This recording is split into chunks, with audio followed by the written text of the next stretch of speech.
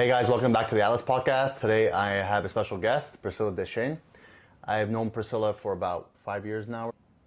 Yeah, about 5 years. About 5 years. And I've been coaching her for, I believe, 3 or 4 now. We're at like 2.5, 3 years now.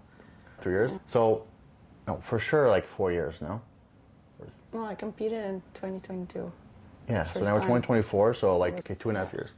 So before the podcast or discussion, I need to talk slower and she needs to talk loud. Yeah, so that's... Talk louder. That's a challenge. Practicing. I asked you guys some questions on my story to go over with Prescilla and get her insight on her background, things she's dealt with, and her competing. We're going to get into that. The first question was, do you have any advice going from an amateur to becoming a pro? Okay. My advice would be, once you start, you really have to think like a pro. And like what I've been doing was like really looking at pros and stuff like that. And like that was my main goal. When you're an amateur, you really have to put in the work and not cut corners. Work as hard as if you were one. So it's like, I hate and I love that saying, fake it till you make it. If that's your goal, you have to work as if you were one, even if you're not. Yeah, well, if you want to become a pro, then you have to act like one and prep like one, yeah. Or how will you become one, right? Yeah, because some people like just prep for fun, or like they want to do it, but then they're going to cheat behind their coach's back, and then they lie in their check-in. They don't know why they don't get the results. It's their fault, and then they don't get pro or whatever, but like they're not able to put in the work. Yeah, you can't have the expectations to become a pro if you're not already acting like one, right? Yeah. I've known you for a while though, even before we started coaching together. You're a very regimented person. Like you're, like she's like a militant. This one, like her bed's like perfectly made every single day. Like she's the most professional bed maker I've ever seen. Her house is like immaculate, spotless all the time. Like she's very regimented and she's very easy as far as coaching, because you just follow a schedule and what I tell you to do. You're very accurate with everything, right? Prep for you was maybe a little bit easier than others just based on your personality. Like you're very organized. You've never really complained about anything, and you kind of do what you're just sometimes when I was like feeling weak, I'm like, hey, I feel really weak today. And especially my first prep, because it was my first time doing it. When you first start competing, you don't know what you're putting yourself into. That was the hardest part. You want to become a pro, but if you've never competed before and it's your first prep, like you just have to push through and like don't ask yourself too many questions and just go with the flow and go one day at a time. So, but my main goal was like really to get there. And I was like, okay, so that's what prepping is. And like, I think the hardest part for you wasn't the food and training and the cardio, but it was like the posing for you. Posing, yeah. Yeah, you had a lot of trouble with posing and coordination with your feet position and everything, and I think that was the biggest challenge for you for sure. And I wanted to get better so bad, and I understood how I had to place myself. I would set my check-ins, and I'm like, I know that's off, and like every time I was hesitant on sending my check-ins because I knew I was gonna get told, fix your foot, fix this, fix that, because I knew it was wrong. But when I do it, I can't move my body properly. Like, it's not natural for me. Some girls have amazing genetics structurally, but leaning them down is very difficult. Or some girls have very fast metabolisms, but their genetics aren't great as far as structure. Some girls gain muscle really easily, but they lose fat very slowly. Some girls have great genetics and they can lean down easily and gain muscle easily, but posing is very difficult for them. There's no athlete that's flawless in all of those aspects. I've never encountered one before. You just really have to work on your weaknesses. So that's the thing. During my first prep, I would neglect more posing because I didn't feel confident in it. It was easier for me to train, eat my meals, and do my cardio. But then when it came to posing, I was like, oh, shit. You don't want to do the things. It's harder to do the things that you... But you have to do it. Like, I still did it, but I could have done it more. You love cardio. I do. So I can give you 1,000,000 hours of cardio and you'll do it. The posing was more difficult for you than I would say others, definitely, but getting you lean is not too hard, especially this prep. Your body had a really good off-season, like a couple of years, and you kept your food pretty high in the off-season. You leaned down very fast. I was very surprised. I was ready 8 weeks out. That's crazy. I've been lean since March. It didn't take long. I'm pretty happy. Last prep, it was my legs. We had a hard time leaning down. It was my first time getting that lean. I've never had my legs lean in my life. Yeah, Prescilla like always kind of has abs, but her legs are kind of softer, but that's very feminine. She holds all of her fat in her hamstrings, glutes, and quads. But this prep, it seemed like she got leaner easier. I feel like my off-season was really beneficial since I've put on a lot of muscle throughout last prep, and my body already went through a prep. It was easier for her. Well, adding on more muscle to your lower body fills up the volume in that area, so your skin's going to be tighter around your body. I didn't expect to have gained that much.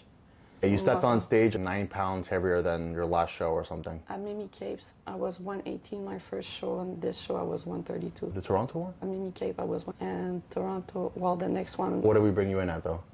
I was 120, I think. 127? No, I'm talking about the one that you just went pro. Yeah, I was 126 point something. So yes, about 8 pounds or so. We had different looks at both shows. I don't know if I prefer Toronto than your Mimi Cape show that you did. The one, like the most recent ones. I think somewhere maybe in the middle. Yeah, it's in between. Yeah. Okay, we gotta keep my glutes full. Yeah, we gotta keep your glutes full and your core tight. She came to Montreal so we do this podcast and train together, but we've also explored different ideas with her posing. We realized after she turned pro that her opposite front pose side just looks better. Her waist is only half the size. I feel like she has more balance with the opposite side, but it's much more uncomfortable for her to hit that pose. It's so awkward. And she's already not an extremely strong poser, so that's probably why we didn't explore that side initially. Let's do your easier side. We're not going to give you a side that's already very difficult to do. We're not going to make you pose on the opposite side when your posing is already very difficult for you. So I think going forward, we're going to practice her opposite side because it is more balanced and your waist does look a lot smaller. Your obliques are just a lot less developed on that side for some reason. And your overall balance is just better. Your quads tying to your glutes And like better. also my obliques on my good side look softer. Big difference in the pictures you took. Like Victoria said, she liked my glutes better than my normal one. But the lighting's not the same either, so we don't see the definition. So I think it would be pretty similar, but I think it's a lot more symmetrical like that. Yeah, so the biggest issue I had on your physique was her waist and midsection because she doesn't have implants and she's kind of flat chested. So that exaggerates, kind of. That is really if you have like a thicker waist and you don't have implants, it's your waist is very much exaggerated. The issue is too, her glutes are big from the front pose, but if she has no fullness in the chest area, there's kind of like an imbalance. Her front pose was kind of weak because of that aspect. Yeah, Our plan was, since I don't have implants, my rib cage is also like popping out more. Yeah. So I think it just looks awkward when I do my front pose. Imbalance there and your waist looks thicker. But I think on this new front pose side, it's definitely gonna look better. When you get implants, your front pose is gonna be very, very, very strong because your proportion is gonna be much better. You have huge glutes, but if you have no fullness there is a difference in proportion. And that's, Things off. yeah, but it's normal. So we think maybe before you turn pro, you might get them. If not, then we'll see. But the front pose side definitely will help, but also introducing the implants will definitely make a huge difference on your physique like it does for everyone unless you get them too big. All right. Yeah. And a new suit.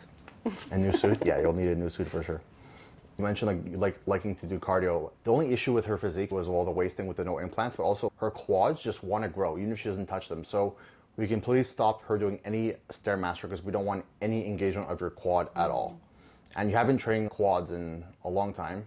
During my off season, I did a couple exercises because I was getting bored. So I'm like, I feel like pushing and doing glutes exercises. Okay. Isolation glute exercise all the time. Yeah. Sometimes I felt like doing a little more, but I didn't train them that much. Yeah, but we can't do like any knee extension exercises at all. No pressing. I did Bulgarian split squats, and I know. But, your quads are just overpowered. Even if I try to focus on my glutes. You're lucky because you have pretty good glute genetics and you can grow them without doing like those pressing movements. Yeah.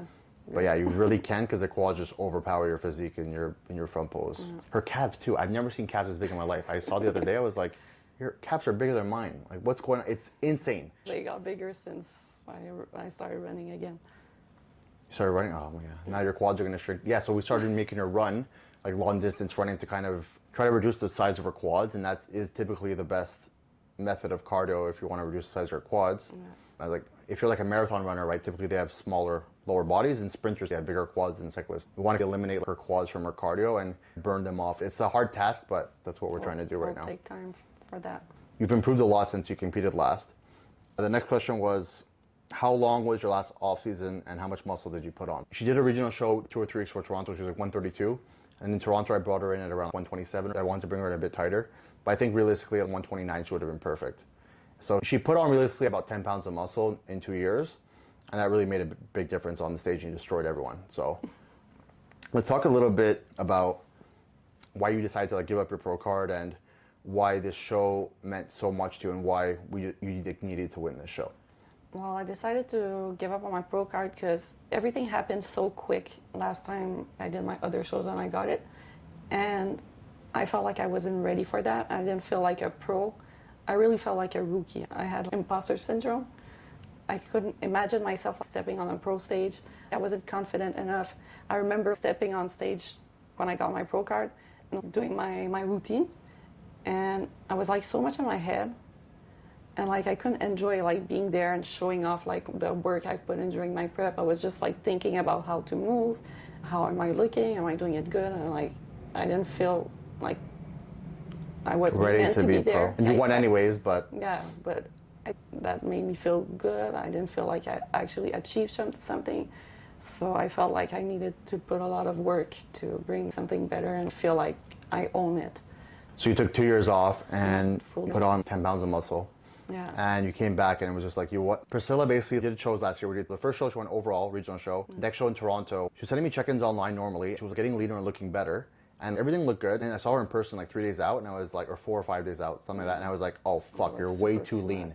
And then I compared her conditioning in person, the pictures I was taking versus her check-ins she was sending me. I was like, there's a complete difference in your look. So we were kind of screwed and I had to feed her a lot of food at that time and her body didn't take it in. She kept losing weight. So that kind of was she probably would have won that show, her pro card initially. But since she was too lean coming into the show, then I had to feed her too much. That show Yeah, was a mess. Yeah, that was Oh a mess. my We God. scrapped, she turned pro at the next show. Yeah. And she still felt, it was only 3 shows. She literally started with me like in January or December and turned pro within 6 months. She felt like kind of like an imposter and all. It was my first time competing ever. I just learned posing too. I remember like, when I look at my check-ins, I had to learn from the first steps of a routine. Running heels either at work or anything too. I'm always wearing sneakers, that's it. And I was really learning from zero, like from scratch. Even when I did my posing, you could see that I was doing the steps like, okay, I need to do my front pose and switch. Yeah, you were like thinking about it, but you had to build muscle, lean down and learn posing in 5 months and then you're a pro a month later and you're like, what just happened? I compete for like 5 years to get there. I was like, it's not legit. I was like, no. So then she decided, you know what, I'm just going to continue being an amateur. But what that did was put a lot of pressure on her and she had to win. Because if she didn't, it's kind of fail. Like imagine you decide to continue as an amateur, you give up your pro card, and then you go into an amateur show, then you lose. It's kind of like, well, you're kind of, you know. I really wanted to take my off season like to focus on other personal stuff, but also do another prep afterwards and come back as a new person and really. You could have taken 1 year off, but you took 2 years off. You really took your time. And work on my like, posing, work on everything. Even at the start of this prep, you told me, okay, are you starting prep soon? I said, oh, maybe we could wait another year. You're like, No, that's you're crazy. competing I'm not waiting this for a year. year. Like, okay. Yeah. I really put in the work. Like, I booked the academy with Vic too. She mentioned that she wants to work on her life and get things in order before she compete again.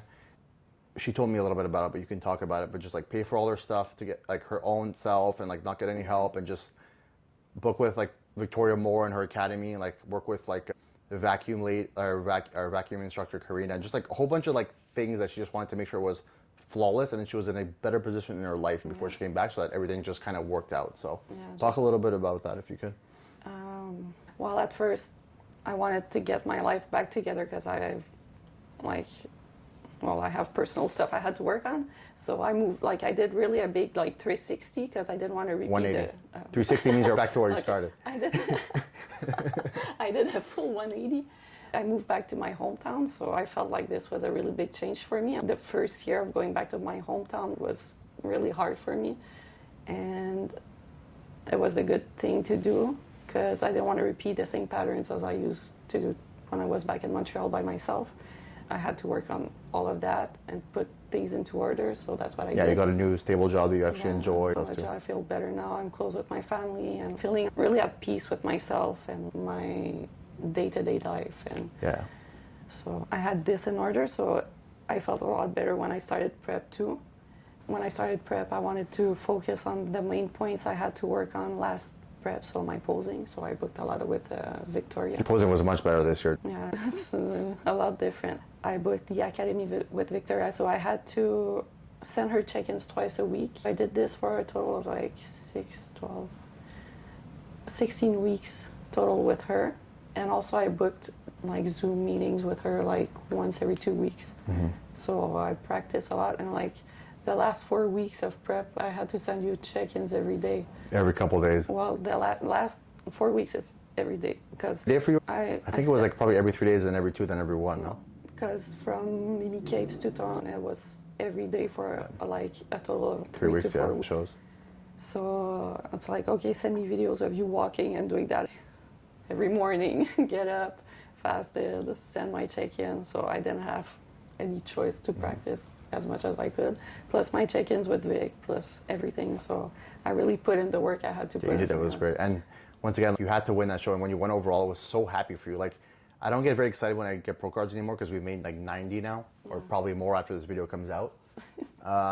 But some pro cards really mean something to me because it depends on the athlete or what they're going through or what they sacrifice. I know everyone sacrifices things, but with you, I've known you for a while. We've been friends for many years now, so I knew what this meant to you. I can see happiness in you, and you were actually visibly happy. I don't show off my emotions a lot. Some people saw me on stage like, oh my gosh, she doesn't look that grateful or happy. But I felt like crying. I had tears. So like, happy. I was so happy. I was driving back home from Toronto and I was thinking about it, like 8 hours to think. I was so happy about it. The 2 years I took for myself to get better, everything I needed to paid off, and yeah, everything worked out exactly as it should. Exactly, it was perfect. Like, the whole thing, my whole prep, even during the shows when I got my makeup, my hair and everything done, everything just worked out perfectly. So I was like, wow, this was like a perfect show. Prep was perfect. Everything was good. So yeah, that meant a lot to me too because I know how much it meant to you, and just like I could see the happiness in you, and I knew what was at stake if you lost. It would have really sucked. It wouldn't have been a fun situation. But the fact that you won and you won overall, you didn't even come like second to the. You could have still got your pro card and didn't win the overall, but you won the overall and you did this, and it was good. And all the judges agreed that you were like the unanimous winner. I'm super happy. The next question was, why did you choose to start competing? Why did I choose? Well, I wanted to compete a while ago when I first started training, like 12 years ago. Okay, let me ask you a question. Why did you start training then? So I started training like 12 years ago, and when I started training, I saw people competing. I was like, oh, I would like to do that one day. I ended up having an eating disorder. When I started working out at first, I wanted abs. Before you started working out or after you started working out? After I started working out. And that was before you started prepping. That was like 12 years ago. That was just when you went to the gym, right? I was working out. I've dealt with an eating disorder for like 8 years, and I'm recovered like since about 4 years now. But I started working out. I wanted abs, and I was focusing on being really skinny. It started with anorexia at first. And then it ended up into like binge eating disorder because I couldn't handle like not eating enough. And then I would overtrain, overdo cardio, and I would binge. Well, it was binge purge, so it's even worse. So all of this would happen. So like it was a never-ending cycle. Then I would like get better for a couple weeks, and I would go back into the cycle. You did that for 8 years. 8 years. Most people go to therapy to work on that, but I'm a very introverted person. I can't picture you going to therapy. You don't like to talk about your problems. Well, I like working on myself by myself. I know some people say you need to go to therapy to get better, but I've realized a lot of stuff by myself and why I did this to myself. Having an eating disorder is not just wanting to be skinny, it's deeper wounds you have to work on. I managed to find where it came from and let go of it. Once I was able to let go of that, I came back to the initial thing of competing. Why do you believe that you had to go through the eating disorder? What triggered that? Can you talk about that a bit? Well, we're doing a therapy session right now in front of thousands of people. It's like my fear of abandonment because my dad wasn't in my life. He was with my mom until I was like about 2, and he was in and out of my life. So like I remember when I was a child, he once came back. I was in kindergarten. I would only see him during summertime. When I would come back to my mother's place, I would always cry because I would feel like if I would lose him again over and over again. Very sad. There's other stuff too that hurt me when I was little. My mom got me when she was really young. She was like 16 or 17. And my dad was really young too, so she wasn't ready to have a child. So I was with my grandparents when I was a baby at first. And she was like in her little party era. So my mom wasn't really she's my best friend now. So I have nothing bad to say, but I know that as a child, when your parents are not there for you, it can hurt you. Not everyone will have the same way to react to it when they get older. Some people are going to be like a little more strong-headed and like more confident and other people are going to take it on them and be a little more weak. And I don't know how to say it. No, it makes perfect sense. But like that's my way to cope, is to push people away, and I would hurt myself in a certain way. And it was like with eating disorder, and like try to have control over something, since I didn't have control over that. So that's all the kind of inner work I did. It's the first time I speak out. You usually tell me a lot about your issues that you dealt with, but yeah, this is not something I've heard from you. So yeah, I don't know how to explain it better than that, because it's just thoughts that I've always kept to myself and never really said out loud. So it's kind of hard to put into words. I think you explained it perfectly, and you felt like that kind of triggered your eating disorder because that's the way you were dealing with those emotions, right? Yeah. So at some point I was able to actually understand the way I think and react and cope. I need to stop like putting this on me and let go and make peace with the fact that I felt like my father didn't really want me. I've seen him again, and I know he loves me. He's also sent me a message after my shows to say congrats. I don't feel close to him, but I don't hate him, I don't love him. That's life. We were talking about something yesterday, and you're very smart, you're very organized, but you used to coach people online and do diets and workouts. When you dealt with one person that was dissatisfied, you would want to stop coaching, and you took a break from coaching, even if you had results with other clients. Do you feel like that's kind of related to this? It's like wanting some sort of control. It's wanting everything to be perfect all the time. When it's not, it kind of triggers me. I'm like, oh shit, I am not working hard enough. Or We've talked about this a lot, where like you're very smart, you're very organized, you understand things very clearly, but when you kind of like start a business, you get sidetracked and you want to give up when one thing goes wrong, when you don't have control over a situation. I was explaining to Priscilla, there was one client she had that was not satisfied with her diet plan, and she like wasn't losing weight, but she was like not following it, and she was just like, it was too much. I just told her like, I'm not going to be coaching anymore. It was a diet plan from another coach, and I was trying to explain to her what she could adjust, and then she kept on arguing, and I'm like, oh. Yeah, so she's like, I'm just not dealing with coaching anymore, but then you'll give up your business, you know what I'm saying? I explained to her, every single entrepreneur and successful business owner is an amazing problem solver. You need to have that ability to have a successful business and not give up. Every single business owner has dealt with conflict, annoying clients, something going wrong, or bad employees. Something's going to happen. There's no business that just goes up like this with no issues. It's impossible. It's not how life works. And she was like, what do I do if a client's not satisfied with like a workout plan or something? I'm like, yeah, but how many clients did you help? For example, let's say I made 100 pro cards, right? And then one client doesn't turn pro and they're mad and they're like, oh, you're not a good coach. Do I really think I'm not a good coach because one client out of the hundreds is dissatisfied? No. I could evaluate the situation and see if it was actually the client's fault or if I made a mistake, but you know what I mean? You're not a bad coach, you're not a bad business owner, you're not all of these negative things if one person is dissatisfied. If all your clients are dissatisfied, then maybe you are those things, but I know you and it's not that way. So yeah. I knew someone else too with the same thing. I'm not gonna mention a name, but she has so much potential to make so much money, but she made like a program, like a group program, and one person wanted a refund. She literally is like, I'm done selling this, I don't want to sell this anymore. You just made like $40,000 off this. She's like, yeah, but I can make it better because this person's not satisfied. I'm like, stop focusing on just one negative person. There's always going to be, like, do you think McDonald's, when someone returns an order and says you made a mistake, they're like, oh, we're closing down this franchise? It's not how businesses work. And you have to be able to deal with conflict and resolve issues. I think you notice with my personality. You don't like conflict, yeah. I hate when there's like too much going on. I just get overstimulated and just drains, it sucks the soul out of me. I'm like, oh, I can't. I know, but you have to. Dealing with a lot of people, it makes me so tired. I can't explain. Like, I just feel drained, I feel tired. I'm like, oh. That's how I feel every day. You see? But it's like, go crazy. If you want to be a successful business owner and run a company that is doing well and you're making a lot of money, you're going to have to be tired. You're going to have to deal with a lot of people. You have to deal with a lot of stupid people. You're going to have to deal with a lot of BS. I'm working hard. I don't mind being tired, but people are annoying sometimes. You told me yesterday you like jobs where you have a task and you do it. You don't really have to talk to a lot of people. I understand that. I'll figure it out and see. I do feel you're in a better mindset and position in life than you were 2.5 years ago. And like, I know what I need to work on. Prep can help you with so many things, because you have to work to get somewhere, And even when it's hard, you have to keep pushing through. I feel like I learn more from that one to what I can apply in my personal life. That's right, yeah. So I know what I need to work on. My posing I had to work on. Right now I need to work on other stuff in my personal life, and I'll keep growing from that.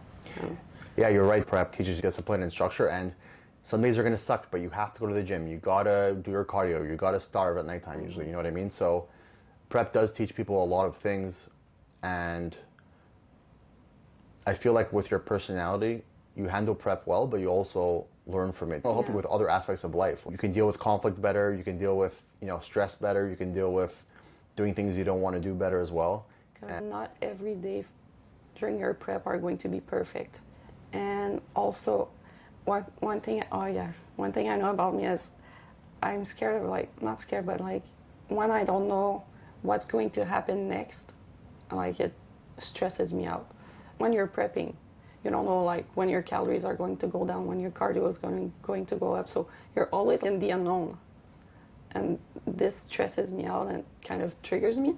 During prep, it's extremely uncomfortable for me because I'm like, okay, what's next? I plan my meals in advance. And when you get closer to the show, it can change every day. And you're shy in front of people, so you really put yourself out there to do all things that are difficult for you to accomplish prep. Also, I hate getting told what to do. Unless it's for me, then you love. Or when I know something and I get told, well, you need to fix this, but I already know. So let's say I send a check-in and I already know what I'm going to get told. It's oh, you need to fix this or you need to do that. In my head, I know.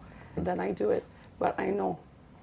But usually in my personal life, when these situations happen, it pisses me off. But with prep, I learned to just let go of Let it that. go and do it better next time. And not get mad when people tell me things I already know. Yeah, that's interesting. I don't know how to explain. No, I understand what you're saying. It's small things that I noticed this prep that I'm I noticed that in my personal life, when this happens, it makes me mad or I don't like it. So I need to work on that. We've never had an argument once. We've never even had a negative conversation once. I told Priscilla, she's the least annoying person I've ever met in my entire life. I swear. There's not an annoying bone in her body. I just exist. But yeah, if a client tells me, say in your situation where they're you never told me this before, it's the first time I hear this, but where they're I had a client basically say, oh, I know how to do the angling, I don't need to send you a video. I'm show me you know how to do it. Let's say you send a check-in and you're well, I already knew how to turn my foot this way and turn my glute this way. It's well, show me or else it's irrelevant. I don't care if you know it. So you're going to go on stage and the judge is going to tell you that your front pose wasn't good. I knew how to do it. Well, why didn't you do it? I don't care if you know how to do it. I want to see that you can do it. Whether you know it or not, if you don't do it, it means absolutely nothing. You can know how to diet, you can know how to do cardio, you can know how to train. If you don't do any of those things, nothing's going to exist. I practiced my angles to this prep and I had no place. We did a check-in in person just before the show so we could do it in person. So I was oh, how can I do it? But you always make things kind of work. Yeah, I always find a way, but that's the only thing I didn't send. Well, that's not good. I didn't know that. But you angled good on stage and we had practice. I texted you. I said, I'm going to see you in person this week. Is it okay if we practice in person instead of me sending a video because I have no place? At my gym, I always train during rush hours. It's a really small gym in a small town, so I was there's no way I can practice there. There's no space. Practicing my posing was a pain because I had no space. Yeah, you don't have a lot of space, but you got it done. You still had a little bit of space to walk. I think we should talk about, someone asked, did competing help with your eating disorder? Yes, absolutely. Because it brings me a structure in my day-to-day with my eating. And I used to restrict myself from eating because I was scared to get. Sometimes I wouldn't eat as little as possible throughout the day. Try to eat around my workouts. I wanted to grow glutes, but I was not eating efficiently for that. My day-to-day was really unstable with what I was eating. But with competing and prepping, everything is really organized. I need to eat the same thing every day. It keeps me in a good routine where I feel like everything is always organized. I know that what I'm eating is to fuel my body and to get the results I want. So it really helps with that. Or else I feel like I'm a mess if I don't have a plan. Your off seasons are really easy because you just follow the diet plan and you never get fat. You gain a little bit of body fat, but you never get a healthy. You're never gonna binge and say, "Hey James, I binge," because you like to be regimented and structured. It's crazy to tell myself that I used to do it. I had no self-control on food. Like For me to hear, but probably you were good. eating like nothing. Yeah, you know? it was like, and I would eat a lot of sugar too, so that's kind of addicting. I would binge through boxes of cookies, chocolate, and crazy stuff all at once in one sitting.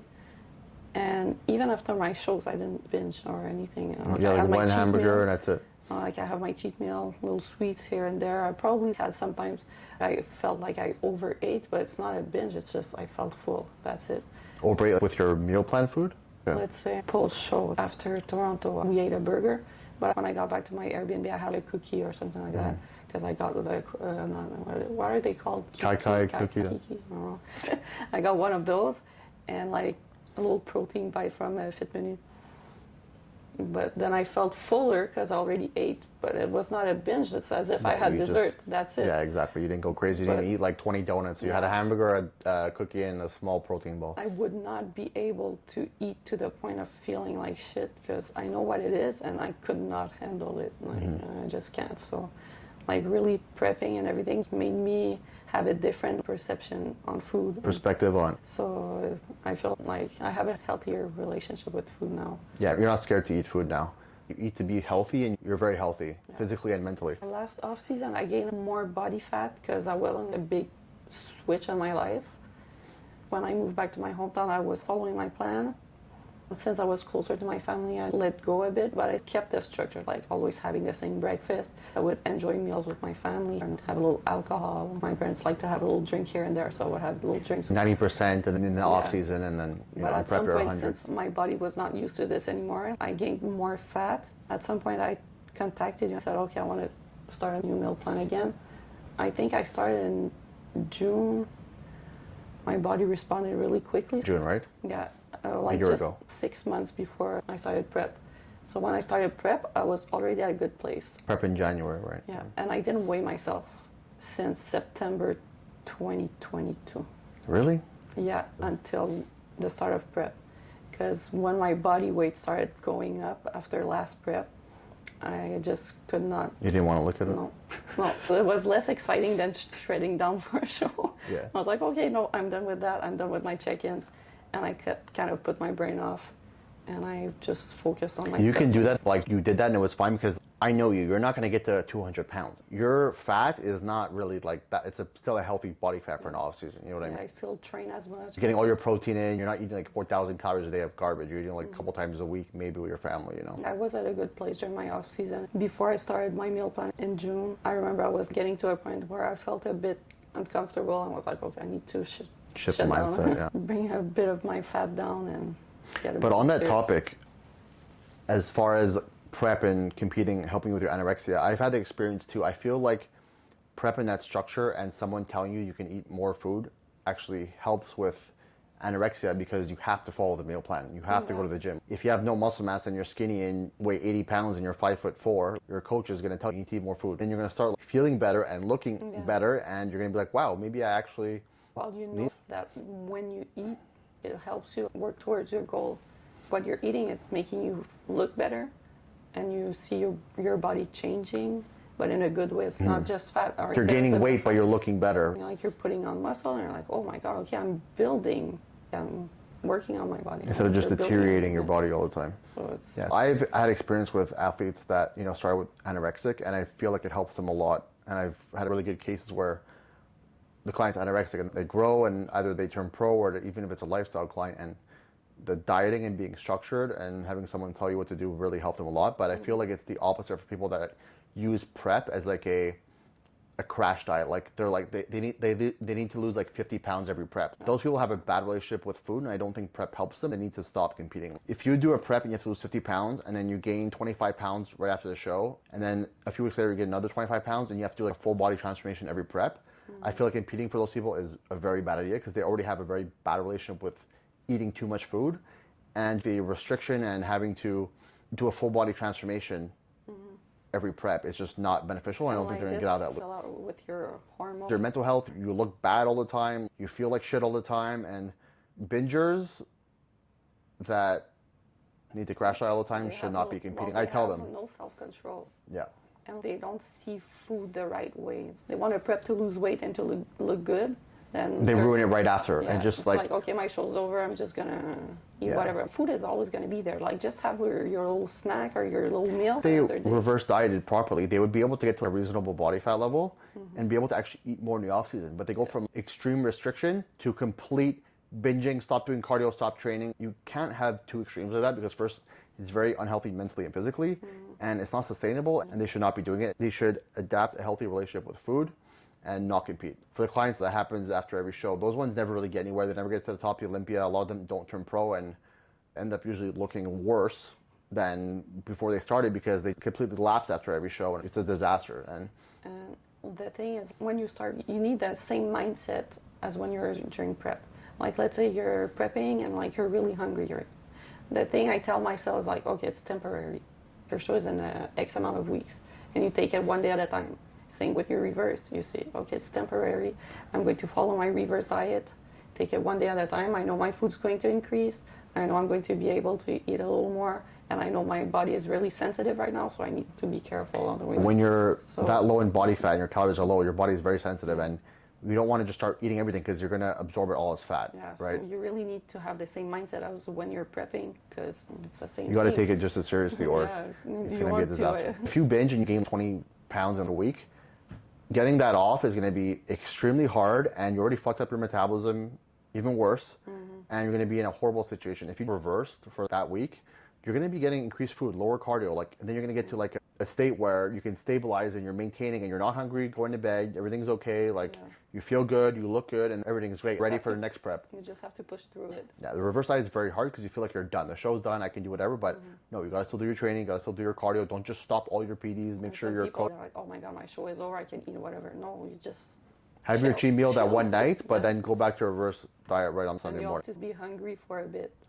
but you're going to get back to a normal state. You just have to. Show's not done yet. You still gotta. Your body just doesn't forget, and it's like, oh well, yeah, you're right. You're done the show, so let's just eat everything, and everything's gonna be fine. That's not how it works, unfortunately. So. Yeah, reverse dieting is extremely important for the success of athletes. We mentioned your mental state or your physical state, sustainability, and keeping a good relationship with food.